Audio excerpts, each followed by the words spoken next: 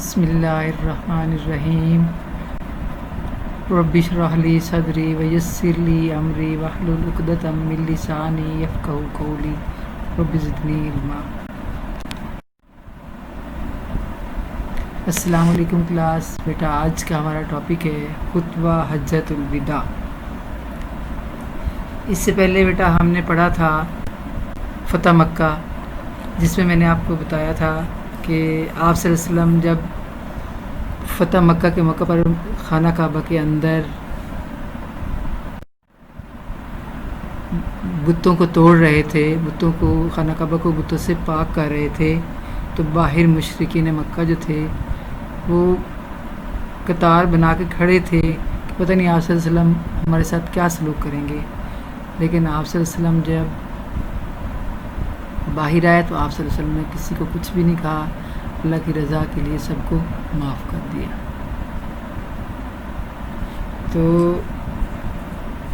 اس وقت تک جو ہے آپ صلی اللہ علیہ وسلم نے ابھی تک حج نہیں کیا تھا، صرف خانہ کعبہ کو بتوں سے پاک کیا تھا، لیکن آپ صلی اللہ علیہ وسلم نے ابھی تک حج نہیں کیا تھا۔ تو اسی دوران جو ہے سورہ نصر نازل ہوئی، جس کا ترجمہ ہے کہ اب اے محمد صلی اللہ علیہ وسلم، اب لوگ گروہ در گروہ اسلام میں داخل ہو رہے ہیں، اور آپ صلی اللہ علیہ وسلم اللہ تعالیٰ کی تسبیح کرو اور اللہ تعالیٰ سے مغفرت مانگو۔ آپ صلی اللہ علیہ وسلم کو اس آیت کے نازل ہونے سے اندازہ ہو گیا کہ آپ صلی اللہ علیہ وسلم کے جو وصال کا وقت ہے وہ قریب آ گیا ہے۔ تو آپ صلی اللہ علیہ وسلم کے دل میں حج کا ارادہ تھا، تو آپ نے اسی حج کے ارادے سے جو ہے لوگوں کو، صحابہ کرام کو بتایا حج کے بارے میں کہ میرا حج کرنے کا ارادہ ہے، اور تمام قبیلوں میں اعلان کر دیا کہ جو لوگ آپ صلی اللہ علیہ وسلم کے ساتھ حج کرنا چاہتے ہیں وہ حج کی تیاری کر لیں۔ اس اعلان کرنے کے بعد مسلمانوں کی ایک بہت بڑی تعداد جو ہے وہ اکٹھی ہو گئی، مدینہ منورہ میں جمع ہونا شروع ہو گئے، اور چند ہی دنوں میں مسلمانوں کو ایک بہت بڑا قافلہ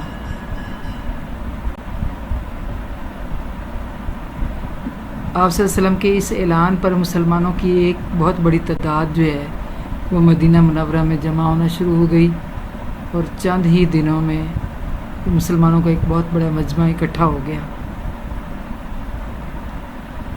تو آپ صلی اللہ علیہ وسلم جو ہے تمام مسلمانوں کو لے کر 26 ذی قعدہ جو ہے وہ ذو الحج سے پہلے والے مہینے کا نام ہے، اسلامی مہینہ 26 ذی قعدہ کو مکہ مکرمہ حج کے لیے روانہ ہوئے۔ آپ صلی اللہ علیہ وسلم نے اپنے ساتھ 100 اونٹ قربانی کے لیے لیے۔ جب حج کرنے کے لیے جاتے ہیں تو وہاں قربانی کرتے ہیں، تو آپ نے ساتھ ہی لے گئے۔ اب تو خیر اور کوئی سسٹم ہے، اس وقت تو اس طرح کا تھا، وہ پہلا حج تھا، تو آپ صلی اللہ علیہ وسلم نے اپنے ساتھ ہی اونٹ لے کر گئے حج کرنے کے لیے، قربانی کرنے کے لیے۔ مدینہ منورہ سے 10 کلومیٹر کے فاصلے پر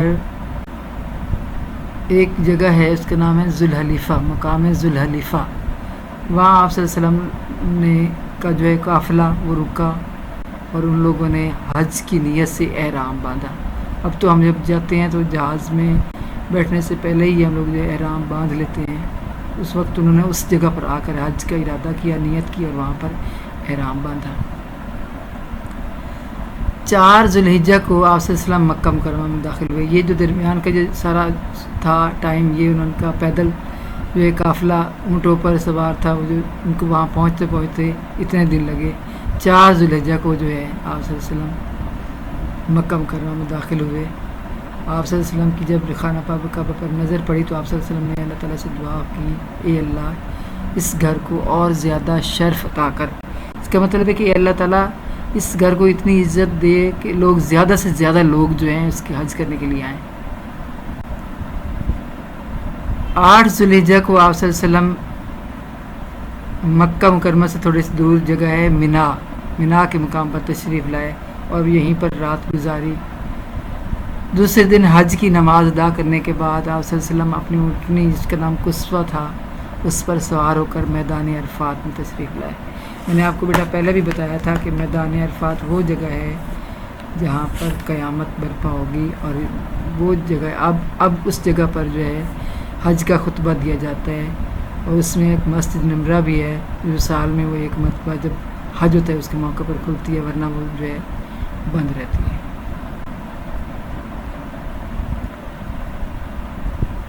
اس دوران آپ صلی اللہ علیہ وسلم جب میدان عرفات میں آئے تو آپ صلی اللہ علیہ وسلم لوگوں کو حج کے مسائل کی وضاحت کرتے رہے کہ کیسے حج کرنا ہے۔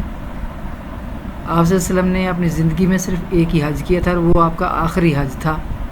اس کے بعد آپ صلی اللہ علیہ وسلم کا وصال ہو گیا تھا، اس لیے اس کو حجۃ الوداع بھی کہا جاتا ہے اور الوداعی حج بھی کہا جاتا ہے۔ وہ آخری حج ہی ان کا، وہی پہلا اور آخری ان کا یہ حج تھا اور آخری حج تھا۔ تو جب آپ صلی اللہ علیہ وسلم ان کو حج کے مسائل بتا رہے تھے، اس کے بعد جو ہے ظہر کی نماز ہوئی۔ آپ نے ظہر کی نماز پڑھنے کے بعد جو ہے اپنا آخری خطبہ ارشاد فرمایا، اور جب آپ میدان عرفات میں یہ خطبہ دے رہے تھے تو اس وقت خطبہ سننے والے لوگوں کی تعداد 1,44,000 تھی، 1,44,000۔ یہ خطبہ تاریخ اسلام میں مذہبی اور سیاسی لحاظ سے بڑی اہمیت رکھتا ہے، اس کی بڑی اہمیت ہے، اور ہمارا جو پورا نظام زندگی ہے، جو ہمارا زندگی گزارنے کا طریقہ ہے، ہم گزار رہے ہیں، سارا اسی پر مشتمل ہے۔ ہم اس کو سامنے رکھتے ہوئے زندگی ہم نے جو ہے کہ طریقے متعین کیے ہوئے ہیں۔ اس موقع پر آپ صلی اللہ علیہ وسلم نے فرمایا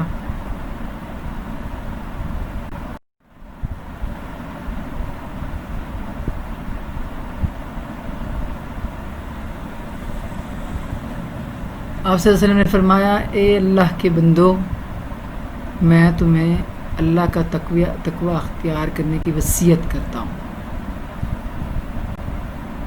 تقوی کا مطلب پرہیزگاری، نیک، اور وصیت وہ ہوتی ہے جو ہے مرنے سے پہلے انسان کوئی بھی وصیت کر جاتا ہے۔ تو آپ صلی اللہ علیہ وسلم نے کہا وصال کا وقت قریب تھا، اس لیے آپ نے لوگوں کو بتایا کہ نیک وکار بن جاؤ اور اللہ تعالیٰ کی فرما برداری شروع کر دو۔ پھر آپ نے فرمایا، اے لوگوں،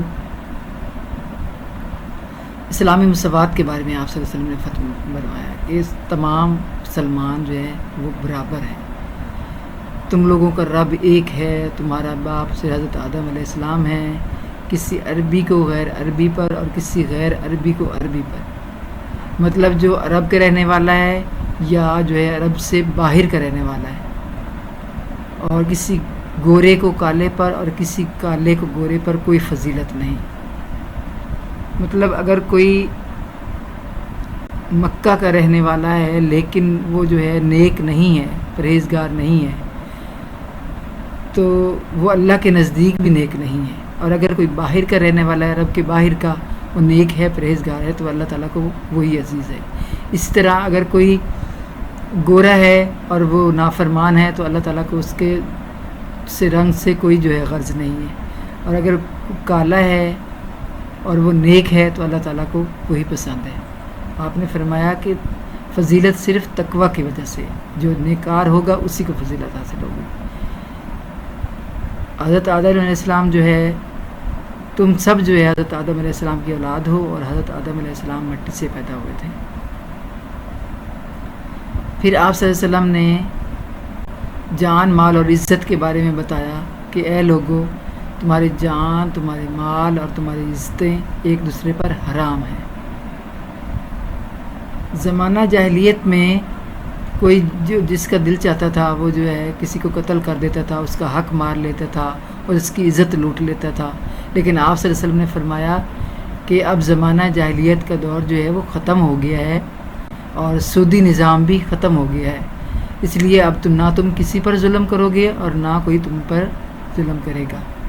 اور آپ نے فرمایا خبردار، اگر کسی کے پاس کسی کی امانت ہو تو بس اسے چاہیے کہ وہ اس کے مالک کو لوٹا دے۔ پھر آپ صلی اللہ علیہ وسلم نے عورتوں کے حقوق پر جو سب سے زیادہ زور دیا، آپ صلی اللہ علیہ وسلم نے عورتوں کے بارے میں دیا۔ آپ نے فرمایا اے لوگو، تمہاری عورتوں کا تم پر حق ہے اور تمہارا ان پر حق ہے۔ تمہارا یعنی کہ مردوں کا حق یہ ہے کہ وہ تمہاری اجازت کے بغیر کسی ایسے آدمی کو گھر میں نہ آنے دیں جنہیں تم ناپسند کرتے ہو، اور کوئی بے حیائی کا کام، کوئی برا کام نہ کریں، اور تم نے ان کو اللہ تعالیٰ کی امانت کے طور پر حاصل کیا ہے، اور اللہ تعالیٰ کے حکم سے تم نے انہیں اپنے لیے حلال کیا ہے۔ حلال کا مطلب ہے کہ تم نے ان سے شادی کر کی ہے۔ اے لوگوں، عورتوں کے بارے میں اللہ تعالیٰ سے ڈرو اور ان کے ساتھ نیک سلوک کرو۔ اس کے بعد آپ صلی اللہ علیہ وسلم نے فرمایا، خبردار، ہر مجرم کے جرم کا وبال اسی پر ہے۔ مطلب کہ اگر بیٹے نے جرم کیا ہے تو وہ بیٹے کے جرم کا ذمہ دار باپ نہیں ہوگا، وہ بیٹا خود ہی ہوگا، اور باپ نے کیا ہے تو وہ باپ ہی اس کا ذمہ دار ہے۔ جو جرم کرے گا وہ اس کے ذمہ دار خود ہوگا۔ پھر آپ صلی اللہ علیہ وسلم نے امیر کی اطاعت کے متعلق بتایا کہ خبردار، اگر کٹی ہوئی ناک والا حبشی تمہارا امیر ہو اور وہ تم کو اللہ تعالیٰ کی کتاب کے مطابق لے کر چلے تو اس کی اطاعت اور فرما برداری کرو۔ مطلب ہم اس میں بہت ساری بیٹا چیزیں آ جاتی ہیں، جیسے ہم ایک جو ہے ادارے میں، جیسے ہم لوگ کالج میں پڑھتے ہیں تو ہمارا فرض ہے کہ ہم اس کالج کا جو پرنسپل ہے اس کا کہنا مانیں۔ اس کے بعد ملک لیول پر ہمارا فرض بنتا ہے کہ ہم اپنے جو ہمارے ملک کا وزیر اعظم ہے ہم اس کا کہنا مانیں۔ تو چاہے اس کے لیے جو ہے یہ شرط نہیں ہے کہ وہ جو ہے وہ بری شکل والا ہے، یہ کٹی ہوئی ناک والا ہے، یہ جو بھی ہے حبشی ہے، کالا ہے۔ آپ نے فرمایا کہ آپ نے اس کا کہنا ماننا ہے، چاہے وہ کٹی ہوئی ناک والا ہی ہو، لیکن ایک شرط ہے کہ وہ تمہیں اللہ کے حکم کے مطابق چلائے۔ اگر وہ تمہیں غلط کہے تو غلط کہنا اپنے باپ کا، چاہے اگر آپ کے پیرنٹس آپ کو غلط بات کہتے ہیں تو وہ آپ نے ان کا بھی کہنا نہیں مانتا۔ شرط یہ ہے کہ وہ آپ کو اللہ اور اس کے رسول کے مطابق، حکم کے مطابق چلائیں، تو پھر ان کا کہنا ماننا ہے۔ پھر آپ صلی اللہ علیہ وسلم نے فرمایا کہ اے لوگوں، میں دو چیزیں چھوڑ کر جا رہا ہوں۔ کون سی؟ ایک قرآن مجید اور دوسری میری سنت۔ آپ ان دونوں پر عمل کرتے رہو گے تو کامیاب رہو گے، اگر ان پر عمل کرنا چھوڑ دو گے تو فتنہ اور گمراہی کا شکار ہو جاؤ گے۔ پھر آپ صلی اللہ علیہ وسلم نے صحابہ کرام سے پوچھا کہ کیا میں نے اللہ تعالیٰ کا پیغام آپ لوگوں کو پہنچا دیا ہے؟ صحابہ کرام بہت خوش ہوئے اور انہوں نے جو ہے فرمایا کہ ہم گواہی دیتے ہیں کہ آپ صلی اللہ علیہ وسلم نے اللہ تعالیٰ کا پیغام پہنچا دیا ہے اور نبوت کا حق ادا کر دیا ہے اور پوری خیر خواہی فرما دی ہے۔ اس کے بعد آپ صلی اللہ علیہ وسلم نے اپنی شہادت کی انگلی اٹھا کر آسمان کی طرف کی اور فرمایا، اے اللہ تو گواہ رہنا، اور لوگوں سے کہا کہ جو لوگ یہاں موجود ہیں وہ ان لوگوں کو پیغام میرا پہنچا دے جو یہاں پر موجود نہیں ہیں، جو میں نے آج خطبہ فرمایا ہے۔ اس کے بعد آپ صلی اللہ علیہ وسلم اپنی اونٹنی سے نیچے اترے اور سجدہ شکر ادا کیا، اور پھر آپ صلی اللہ علیہ وسلم پر اس وقت تکمیل دین والی آیت نازل ہوئی۔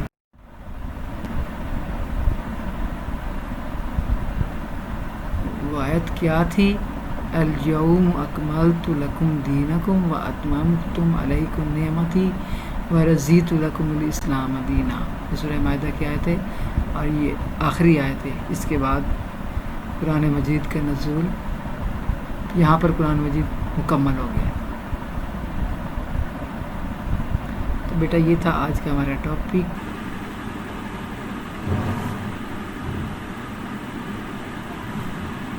تو بیٹا اب ہم چلتے ہیں مشق کی طرف۔ سب سے پہلے تفصیلی جواب۔ سوال نمبر 1 ہے، خطبہ حاجۃ الوداع کے پس منظر کو اپنے الفاظ میں تحریر کریں۔ جواب ہے، فتح مکہ کے بعد آپ صلی اللہ علیہ وسلم نے خانہ کعبہ کو تمام بتوں سے پاک کر دیا تھا، لیکن آپ صلی اللہ علیہ وسلم نے ابھی تک حج نہیں کیا تھا۔ اسی اسنا میں سورہ نصر نازل ہوئی، جس میں فرمایا گیا کہ اب لوگ گروہ در گروہ اسلام میں داخل ہو رہے ہیں، بس آپ صلی اللہ علیہ وسلم اپنے رب کی تسبیح کرو۔ آپ صلی اللہ علیہ وسلم کو معلوم ہو گیا تھا کہ آپ صلی اللہ علیہ وسلم کے وصال کا وقت اب قریب آ گیا ہے۔ سوال نمبر 2 ہے، عورتوں کے حقوق و فرائض کے بارے میں آپ صلی اللہ علیہ وسلم نے خطبہ حاجۃ الوداع میں کیا ارشاد فرمایا؟ جواب ہے، آپ صلی اللہ علیہ وسلم نے فرمایا، اے لوگو، تمہاری عورتوں کا تم پر حق ہے اور تمہارا ان پر حق ہے۔ تمہارا حق یہ ہے کہ وہ تمہاری اجازت کے بغیر کسی ایسے شخص کو گھر میں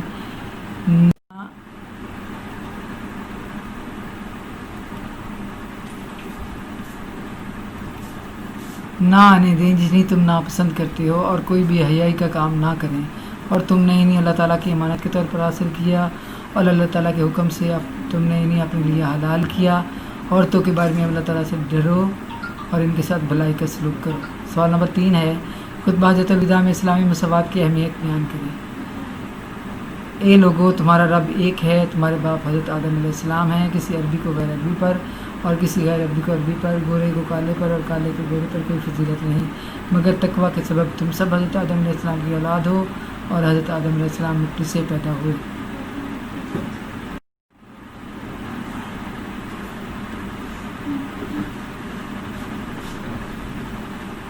سوال نمبر 4 ہے خطبہ حجۃ الوداع کی روشنی میں جان، مال اور عزت کی اہمیت پر روشنی ڈالیں.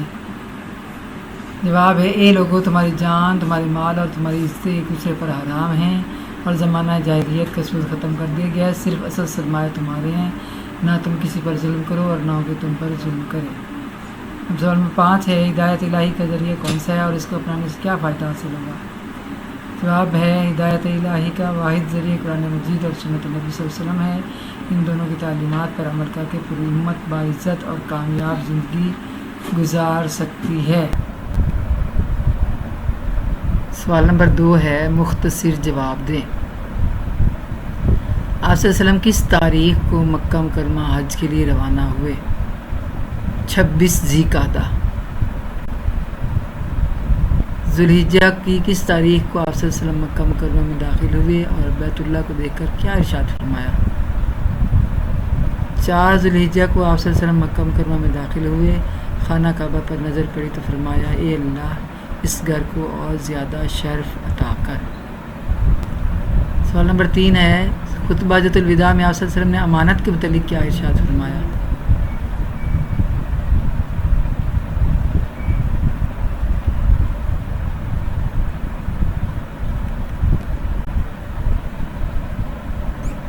آپ سے صرف فرمایا خبردار، جس کے پاس کسی کی امانت ہو پس اسے چاہیے کہ مالک کو لوٹا دے. سوال نمبر 4 ہے اطاعت امیر کی اہمیت کے متعلق آپ صلی اللہ علیہ وسلم نے کیا ارشاد فرمایا؟ آپ صلی اللہ علیہ وسلم نے فرمایا اگر کٹی ہوئی ناک والا حبشی تمہارا امیر ہو اور وہ تم کو اللہ تعالیٰ کی کتاب کے مطابق لے کر چلے تو اس کی اطاعت اور فرما برداری کرو. خطبہ حجۃ الوداع میں نبی کریم صلی اللہ علیہ وسلم نے صحابہ کرام سے کس بات کی گواہی لی؟ آپ صلی اللہ علیہ وسلم نے 3 مرتبہ عرض کیا ہم گواہی دیتے ہیں کہ یقیناً آپ صلی اللہ علیہ وسلم نے اللہ تعالیٰ کا پیغام پہنچا دیا ہے اور حق نبوت ادا کر دیا ہے اور پوری خیر خواہی فرما دی ہے. سوال نمبر 3 ہے خالی جگہ پر کریں. فتح مکہ کے بعد آپ صلی اللہ علیہ وسلم نے خانہ کعبہ کو تمام بتوں سے پاک کر دیا تھا. نمبر 2 ہے خبردار، ہر مجرم کے جرم کا وبال اسی پر ہے. نمبر 3 ہے آپ صلی اللہ علیہ وسلم کی اونٹنی کا نام قصوہ تھا. نمبر 4 خطبہ حجۃ الوداع میں امن و آشتی کی تعلیم دی گئی ہے. نمبر 5 ہے اے لوگو، تمہاری عورتوں کا تم پر حق ہے اور تمہارا ان پر حق ہے.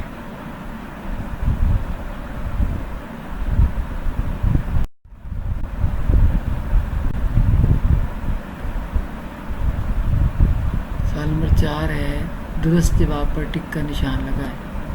خطبہ حجۃ الوداع سننے والے مسلمانوں کی تعداد کتنی تھی؟ 1,44,000.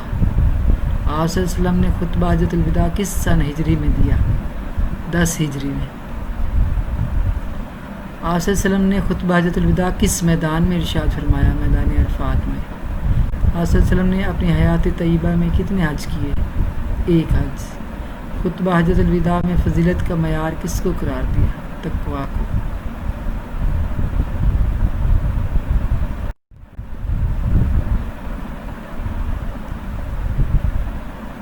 تو بیٹا یہ ہے آپ کا آج کا سبق. آپ نے سوالوں کے جواب لکھنے ہیں، یاد کرنے ہیں اچھے سے، اور تمام بچے پارٹیسپیٹ کریں.